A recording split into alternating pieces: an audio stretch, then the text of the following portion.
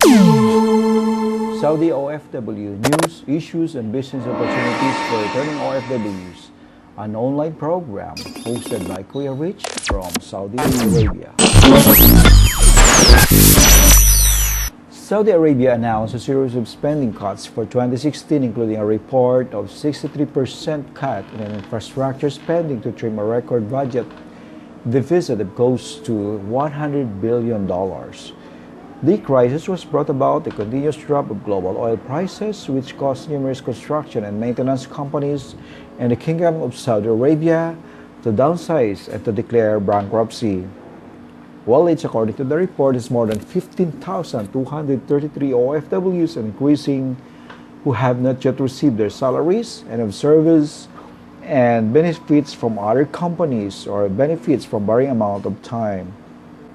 In the previous months, we have labor agencies, welfare officers, and Philippine embassy officials are assisting distressed OFWs with the mandate of Secretary Sylvester Velo, Secretary of Labor Employment, and he also met different employers and negotiate about the benefits on how to deploy back to Philippines our OFWs who have not received their salaries for a couple of more than 6 months. On the other hand, we have some issues. Government tried to increase fees, especially with the visas and for the ICAMA, which it's already been agreed that by July 2017, each dependent has to pay for 100 riyals every month, and that's almost like 1,200 per dependent.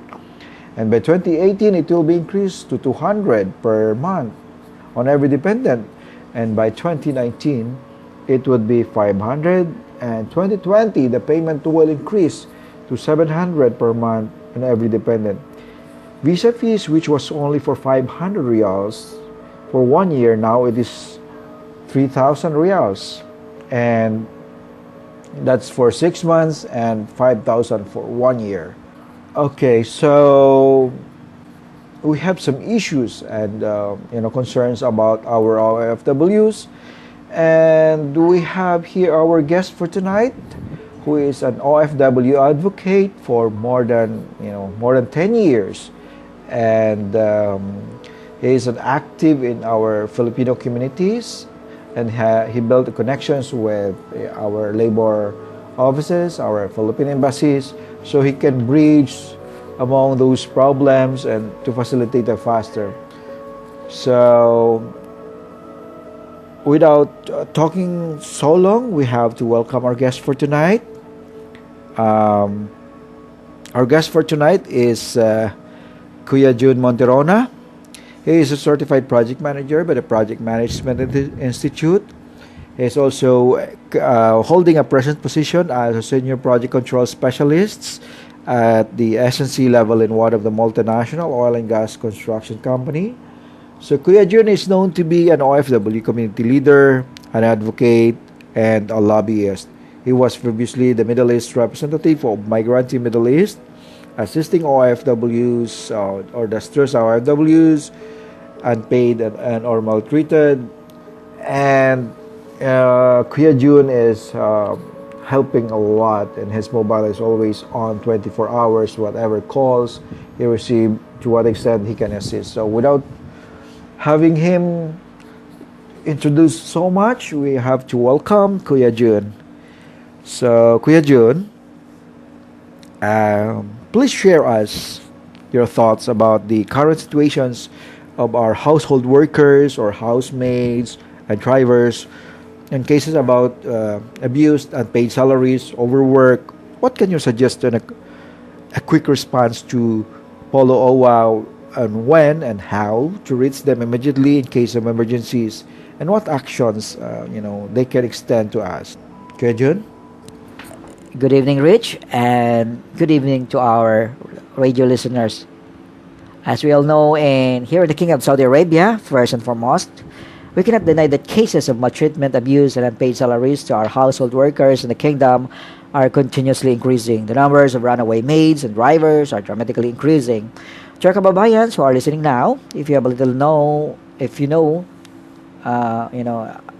we should really educate ourselves on using the internet.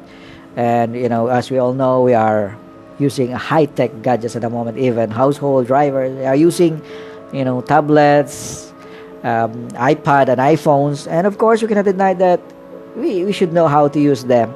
And I would like to encourage you to download the mobile app.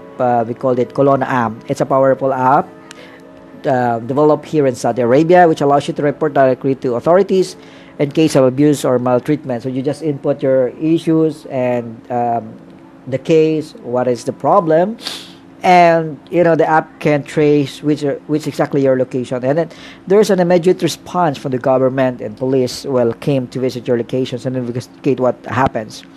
Also, I try to encourage to download and read the Mosanid, or this is a complete brochures that discuss the rights and duty of a household program. So, and here is the blanket of the rights, the do's, the don'ts of being a household workers here in the kingdom.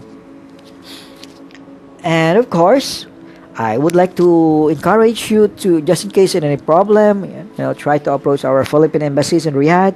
We have there the assistant to national sections, and they can contact them at 966-01-482-3559 for us to follow and monitor your cases, and to what extent I can share in the rest of the team. My phone number also is 053-908-1974. Again, 053-908-1974. And I'll be available 24 hours for for the help of our kababayans, to whatever extent we can serve you here in the Kingdom of Saudi Arabia. And of course, try to approach me whenever I can reach you. I'll just forward to some other community leaders, especially in Daran, in the Dammam area, and Al Kubar, or even though in Jeddah. Okay, our next question. Kuya Jun, can you share us your thoughts about the state visit of President Duterte meeting with King Salman and the head of the front government officials and government agencies? Okay, our next question. Kuya Jun, can you share us your thoughts about the state visit of President Duterte meeting with King Salman and the head of the front government officials and government agencies? Okay, the purpose of, as far as I know, the purpose of President's Duterte visit in the kingdom is to strengthen the ties between Saudi Arabia and the Philippines. Also, he wants to see the present situation of our kababayans here in Saudi Arabia, especially those runaway OFWs who are in the safe house, ready for deployment. Our kababayans in the death row, and the worsening situations of the Filipinos who have lost their jobs, especially in the construction and oil service companies. So, dilingit sa ating presidente na nais niyang matulungan ang ating mga kababayan sa kanilang mahirap na pinagdadaanan, and as he promised, he will extend whatever he can do for our kababayans. Okay, thank you, Koy Jan. And the next question is that as part of the OFW community leader or OFW community leader delegate to meet with President Duterte, what is your plan in case he will meet you face to face? Thank you, Rich, for that question. Of course, as an OFW advocate, I will try, as I will lay down the current situations in our kababayans, my experience in extending support to them, the situations of the runaways or workers, of what extent the government can extend the support and facilitate the speedy completions of their papers in order that they can go back to our beloved country. I will further discuss also on how they can start a small business through the assistance of BOAA, OY, and some other government agencies, just like, the franchising, food cart business, as we are, having that seminars and workshops done here in Al Kubar and Riyadh area with the help of our kababayan who are, business-minded people, and they already have started their business in the Philippines.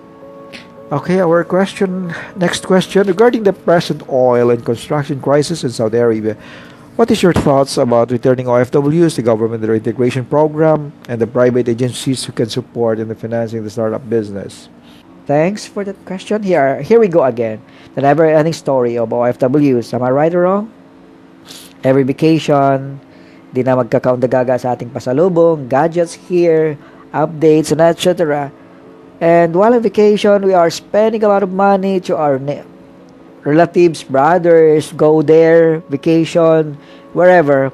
The problem is that when we come back to our work, or we return to Saudi Arabia, some of our OFWs, they even have a lot of utang credits where they need to pay after they come back. I mean, some of them tatlong buwan na ay nagbabayad pa ng kanilang utang hanggat sa after next year again they have to come back. So I mean, we'll try to encourage OFW to be like, spend wisely with your money. OFWs need to save money. Di natin alam kung hanggang kailan tayo magtatrabaho dito sa Saudi Arabia, right? Thanks for that, Kuya John. And our next question is about the Philippine active participations on ASEAN and President Duterte as a chairperson on this term. Do you think this will be the key to our development and will lead Filipinos not to go back to Saudi Arabia? Instead, jobs will be available in the ASEAN and the Philippines as our family. What can you say about that? Well, I salute our president of being a leader for this Asian chairmanship. A dream as one nation, one community. I believe the better future for Filipinos will be more better, getting more jobs, easy access to high standard of training and education, and closer to our family awaits for the new and near future of the Philippines. I do hope that some of you believe on my opinion. Okay, and our last question for today or for this day's episode at the end, what is your final word to our listeners, our OFWs and their families back in the Philippines? Are there any parting words for our government officials, our Philippine Embassy, Polo, OWA, and the rest of the government or delegations here in Saudi Arabia? Well, thanks for that, Rich. Again, thank you for being here today in your program. To our kababayans and returning OFWs, I could encourage you to not to lose hope. Either you were terminated from your work or even life must go on. If you can start your business in our mother country in a small way, why not? You can help prosper our country. And I believe in the saying that one day all Filipinos will come home because our whole work is here. No need to work abroad. And Saudi Arabia is also having that. They wanted to, remove all expatriates here in the kingdom, and they want to replace with their citizens. And of course, as we all participate in the ASEAN as one family, one nations, I do believe that one day more work, job opportunities are there in the Asian and our, brothers and sisters in the Asian nation. Well, thank you for me. Thank you for your time again. And good day to you, kababayan. Salamat po.